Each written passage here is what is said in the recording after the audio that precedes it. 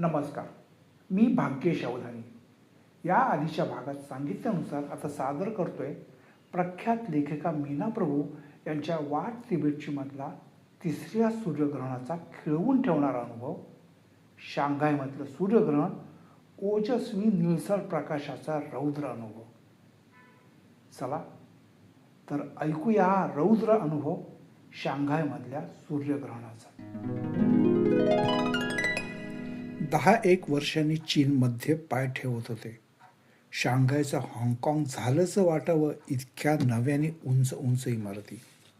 रस्तेही विशाल झालेले, पण इंग्लिशमध्ये सुधारणा इल्ले. मागे आले होते तेव्हा हॉटेल हा शब्द कुणालाही कळला नव्हता. आताच्या टॅक्सीवाल्यालाही तो कळला नाही. पुस्तकातून चिनी नाव काढून दाखवल्यावर त्याची मुंडी हलली. हॉटेलवर लगेच पोचायला मी उत्सुक होते, कारण तिथे एक माझी वाचक मैत्रीण भेटणार होती.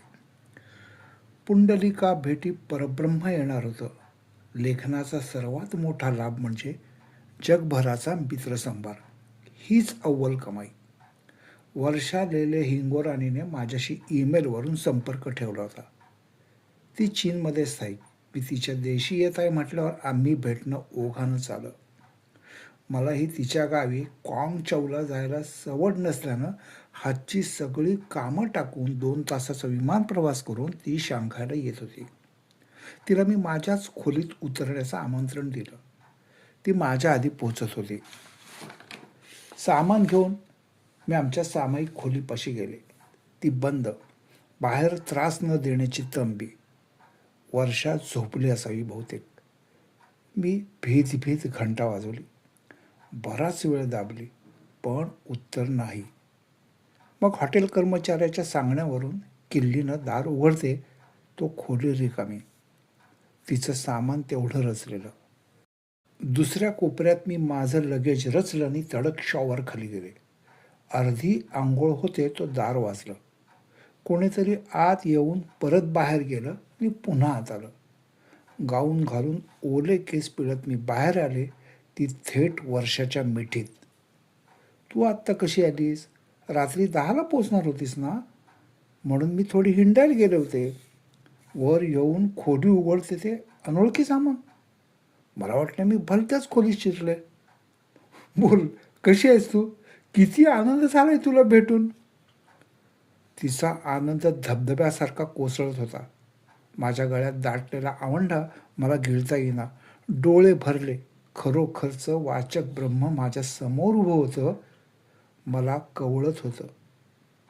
पुढचा सारा वेळ आम्ही त्याच आनंदी ढगावर. नुकतीच न्हाले होते तरी आणलेल्या भेटीने वर्षानं मला पुन्हा न्हाऊ घातलं. तसंच जेवायला बाहेर पडलो. 7 वर्ष चीनमध्ये काढलेल्या वर्षाला उत्तम मॅन्डरीन येतं, त्यामुळं भाषेचा प्रश्न नव्हताच. सुरेख जेवलो. वर आईस्क्रीम चापलं. खा खा खात होतो. बोल बोल बोलत होतो. अत्यंत थकले होते तरी झोपेचा स्पर्श नव्हता. या आनंदाचे डोही एकमेव काळा खडक होता, हवा. हॉटेल बाहेर पडल्यापासून आधीच ढगाळलेलं आकाश वाऱ्याने ढवळलं गेलं आणि हा म्हणता धो धो पाऊस सुरू झाला. उद्याची सकाळ कशी असेल या भीतीनं दोघी काळवंडलो. छत्री नसल्याने पागोळ्या चुकवत आडोशाने हॉटेल गाठलं आणि उद्यापर्यंत सारं ठीक होईल असा एकमेकींना धीर देत अंथरूण घातलं. सकाळी ही परिस्थिती गंभीर. उठल्या दोघींनी पडदा हटवला. आकाश कालच्याहून काळभोर. आमच्या 10व्या की 20व्या मजल्यावरही अंधारलेलं. पोटात धस्स झालं. ज्या ग्रहणाच्या ओढीनं अर्धी धारा उल्लंघून इथे आलो होतो त्याचीही तरा. निसर्गाचं नवल बघण्याआड निसर्गच येत होता. हवामानासाठी TV लावला. चीनमध्ये ज्या पट्ट्यात खग्रास ग्रहण दिसणार होतं तो सगळ्या ढगांच्या जड आवरणाखाली लपलेला. आणि समजा कुठं ते चुकून दिसणार असलं तरी 1-2 तासात आम्ही तिथे पोचणार कशा? खुद्द शांघायला ग्रहण दिसण्या न दिसण्याची शक्यता 50-50%. त्यातले कुठले 50 आमच्या नशिबात दिलेले आहेत? ही काळजी करतच न्याहारी आटोपली आणि बाहेर पडलो. पाऊस धाक दाखवत असताना जवळच्या मोठ्या चौकात पोहोचलो. शांघायला आम्ही दोघी नवख्या. कुठं जायचं ते उमगेना. या बाजूला गर्दी मात्र भरपूर उसळलेली, वाहनांची पण आणि माणसांची पण. सगळेजण वर बघतायत. आकाश गढूळ भुरकट, वारं सुटू पाहतंय. भोवती गगनचुंबी इमारतींची दाटी, त्यांच्यामधून आकाशाची राखी भुरी लपतरं लोंबतायत. ढगांची नि सूर्याची लपाछपी चाललेली. काळा चष्मा, सीडी वगैरे डोळ्यांपुढे धरच क्षणभर बाहेर डोकलेल्या सूर्याकडे हळूच पाहिलं. वेध संपून प्रत्यक्ष ग्रहणाला सुरुवात झालेली. सूर्यबिंबाचा एक तुकडा उडालेला. आता कुठं तरी जाऊन थांबणं बरं. आपण एखाद्या मैदानात जाऊया का, मी विचारलं. वर्षालाही ती कल्पना पटली. पण हे मैदान सापडणार कुठं? तेवढ्यात इंग्लिश कानी पडलं. 4 चीनी तरुण होते. वर्षाला मॅन्ड्रिन येत असलं तरी इंग्लिश अर्थातच अधिक जवळचं. आम्ही त्यांना विचारलं. त्यांनी सांगितलं त्यासाठी सेंट्रल पार्क गाठायला हवं. आम्ही तिकडेच मेट्रोने निघालेलो आहोत. हवं तर आमच्याबरोबर चला. त्यांचं इंग्लिश पूर्ण अमेरिकन धाटणीतलं. ही मुलंही अमेरिकेत जन्मली वाढलेली. कॉलेजमधून सुट्टी घेऊन मायदेश बघायला आली होती. मॅन्ड्रिन मात्र सफाईदार, खरी द्वैभाषिक. भल्या मोठ्या अंधाऱ्या गुहेनं तोंड उघडावं तसं मेट्रोचं प्रवेशद्वार. चुंबकानं लोहकण शोषल्यागत माणसं आत चाललेली. भरतीच्या लाटांसारखे गर्दीचे लोंढे येऊन आपटताहेत. त्यांना चुकवत खाली जाऊन तिकीटं काढली आणि कुठं उतरायचं ते नकाशात निरखतोय तोच आमची गाडी आली आणि सगळेजण आत घुसलो. गाडी तुफान भरलेली, पण स्वच्छ, सुंदर आणि झगझगीत. भोवती मॅन्ड्रिनमधला कलकलाट. एकदम लंडनच्या ट्यूबची आठवण आली. तिथं गर्दी अशीच, पण चिडीचूप. आज सार्वत्रिक मौनाचा वार आहे की काय अशी शंका आली. पण जरा जोरानं श्वास घेतला तरी चमकून बघतात. नेमक्या स्टेशनवर उतरलो आणि घोळक्याबरोबर चालताना आमचे नवे मित्र हरवले. एवढ्या गर्दीत ते इतक्या वेळ जवळपास टिकले होते हेच नवल. त्यांच्या गैरहजेरीने फारसं बिघडलं नाही. सेंट्रल पार्क आपोआप सापडलं. समोरच होतं ते आणि सगळी गर्दी तिकडंच वाहत होती. केवढं तरी प्रचंड उद्यान, त्याचं दिमागदार प्रवेशद्वार, पलीकडे ऐसपैस हिरवळी आणि डेरेदार वृक्ष, सर्वत्र लोकांचे घोळके, पिकनिकच्या तयारीने आलेले. हिरवळींच्या उंचवट्यावर मोठ्या चटया पसरलेल्या, खाण्यापिण्याचे पदार्थ मांडलेले, चेंडू रिंगसारखी खेळणी, मुलांच्या तिचाक्या, ट्रान्झिस्टर रेडिओ आणि माणसं माणसं आणि माणसंच. सगळ्यांचा एकत्रित कालवा, पण बहुतेकांचे डोळे आकाशाकडे लागलेले. मघापेक्षा आता ढग वाढलेले, पण वाराही चढलेला. ढगांची हालचाल भरभर होत होती. ग्रहण खग्रास व्हायला अजून अवकाश होता. त्यावेळी काय स्थिती असेल याचा अंदाज अजूनही येत नव्हता. मनोमन जोरदार प्रार्थना करत होते सुट्याची. बाबा, तेवढी 5 मिनिटं तरी आम्हाला दिस आणि मग कल्पांतापर्यंत बाहेर नाही आलास तरी चालेल. खग्रास सूर्यग्रहण पाहण्याची ही माझी 3री वेळ. 3 वेळेच्या 3 तऱ्हा. ग्रहणाच्या 3ऱ्या खेपी शांघायलाच काय होणार? अखेरच्या क्षणी नशीब मागच्यासारखा हात देणार की झुकांडी? वर्षा आणि मी हिरवळीच्या काठानं फिरत होतो. एका जागी एका चीनी कुटुंबानं तिकाटण्यावर मोठा कॅमेरा लावलेला.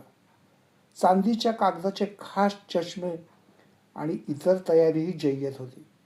बाकीच्या गर्दीहून ते विशेष गांभीर्याने या नैसर्गिक घटनेकडे पाहत होते असं वाटलं. आम्ही दोघी जवळ घोटाळलो. त्यांना अभिवादन केलं. त्यांनीही आम्ही कोण कुठल्या विचारत मोठ्या आदराने त्यांच्या कॅमेऱ्यामधून पाहायला बोलवलं. त्याला जोडलेल्या दुर्बिणीमुळे सूर्य खूप जवळनी स्पष्ट दिसत होता. भिंगापुढे असलेल्या फिल्टरमुळे डोळे दिपत नव्हते. त्यांना अपाय होत नव्हता. ढगांची सारखी ये जा चाललेली. त्यामुळं फार काळ दिसत नसला तरी सूर्य जरा जरी डोकावला तरी त्याचे भराभर फोटो काढून ते आम्हाला दाखवत होते. 3/4 ग्रहण झालं आणि ढगांची जापेक्षा ये वाढली. सूर्य अगदी झाकला गेला. मग तिथं उभं राहण्यात स्वारस्य वाटेना. दुर्बीणवाल्यांचे आभार मानून पुढे हललो. फार अस्वस्थ वाटत होतं. खोल हुरहुर लागलेली. जी घटना गेला 1.5-2 महिना गोखली, जिच्यावर वेळेचं सगळं कोष्ट काकलं, जिच्यासाठी ही जागा निवडून जीव पाकडत अर्ध जग ओलांडलं, ती वर घडते आहे आणि कितीही इच्छा असली तरी आम्ही ती पाहू शकत नाही. वेळ संपत चाललेला, पण अधूनमधून आकाशाकडे बघत हताशपणे सुस्कारण्याशिवाय काय करणार. ग्रहण 50% दिसण्याची शक्यता 100% न दिसण्यामध्ये भराभर बदलत होती. शक्य असतं तर आत्ता विमानात बसून उंच उडालो असतो आणि या ढगांच्या पार गेलो असतो आणि ते निर्वेदपणे पाहिलं असतं. किंवा काही मिनिटापुरतं तरी माझ्या डोळ्यांना ढगांच्या पलीकडे बघण्याचं सामर्थ्य लाभलं असतं तर. ही जरतारी भाषा व्यर्थ होती. निसर्गापुढे हातबल होऊन दोघी पुढे पुढे जात होतो. बाजूला पाण्याचा एक साठा लागला. ते कृत्रिम सरोवर होतं की एखादी नदी की खाडीचा भाग कुणास ठाऊक. त्याच्या कडेच्या दगडावर आम्ही दोघी जाऊन बसलो. माणसं शेजारून येत जात होती. हळूहळू प्रकाश कमी होत असावा, पण ढगांच्या आच्छादनामुळे तेवढा फरक जाणवेना. एकाएकी सोसाट्याचा वारा सुटला. हवेत प्रचंड गारवा येऊन पाऊस कोसळायला लागला. आम्ही उठून झाडाच्या आडोशाला पळालो, पण पावसाचं थैमान वाढलं. तो चारी अंगाने झोडपायला लागला. वादळ आणखी फोफावलं.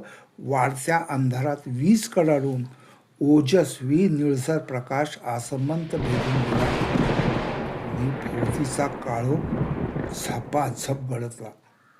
पावसाचा जोर बळावला. अंधारल्या दुपारच्या निस्तेज पावसाळी झडीचं एकाएकी मध्यरात्रीच्या निबिड काळोख्यात तांडवात रूपांतर झालं. झाडांच्या पानोपानी पंख घासत ट्र्र आवाज करून आसमंत भारणारे टोळांसारखे सितकाळा. इतका वेळ सतत पार्श्वभूमीवर असणारा तो नाद लाऊडस्पीकरची वीज जावी तसा खटकेने बंद झाला. त्या विचित्र शांततेत, मिट्ट काळोखात गदागदा हलणारी बेभान झाडं जमिनीशी टेकोतो वाकायला लागली. जणू अंगात संचारलं होतं त्यांच्या आधाराची शाश्वती वाटेना. कुठलीही असुरी शक्ती एका अनोख्या अनामिक भयानं अंग शहारलं. भीती वाटते ग मला, जवळ घे, असं म्हणून वर्षांनी मला घट्ट मिठी घातली. नेमकी माझीही तीच स्थिती झालेली. एकमेकींना कवटाळल्या त्या क्षणी काहीही दिसत नसताना आकाशात ग्रहण खग्रास झाल्याचं आम्हाला कळलं. दोघी बिलगून थरथरत होतो. ती थरथर केवळ थंडीची होती का तिच्यात आणखी काही होतं? सूर्यग्रहणाचं माणसाला अनादी काळापासून वाटणारं भय तर आम्हाला छेदून जात नव्हतं. नाहीतरी त्या रानटी अज्ञ पूर्वजांचंच रक्त आमच्या धमन्यातून वाहत होतं. तरी असं का होते? ग्रहण म्हणजे काय याची त्या पुराणकालीनाला कल्पना नव्हती. तेव्हा घाबरणं ते ठीक, पण आता त्यामागची शास्त्रीय कारणं पूर्ण माहीत असूनही आम्ही भयकंपित का झालो होतो? व्हायला नको होतो, पण न योजता न बोलता झालो होतो हे नक्की. ग्रहणाला घाबरणाऱ्यांविषयी एक वेगळी अनुकंपा मनात दाटून आली. आम्ही अशा थिजलो तरी चिनी बिंदास होते. त्यांच्यातले तरुण तर चिकाळलेले. त्यांचे घोळके गडद अंधारात मोठमोठ्यानं हसत, किदळत, किंचाळत, हाकारत एकमेकांवर बॅटऱ्यांचे झोत मारत चाललेले. त्यांना मूळ या निसर्गलोनानं स्पर्शच केला नव्हता. मला त्यांचं वागणं अनैसर्गिक, थोडं बिभत्सच वाटलं. पण एका विचित्र रीतीनं पवित्र वाटणाऱ्या घडीचा अवमान होता तो. खग्रास ग्रहण लागलेलं आम्हाला जसं आपोआप कळलं तसं ते सुटलेलंही कळलं. मघाच्या उलट्या क्रमानं प्रकाश वाढत गेला. वाराने पाऊस शमत गेले.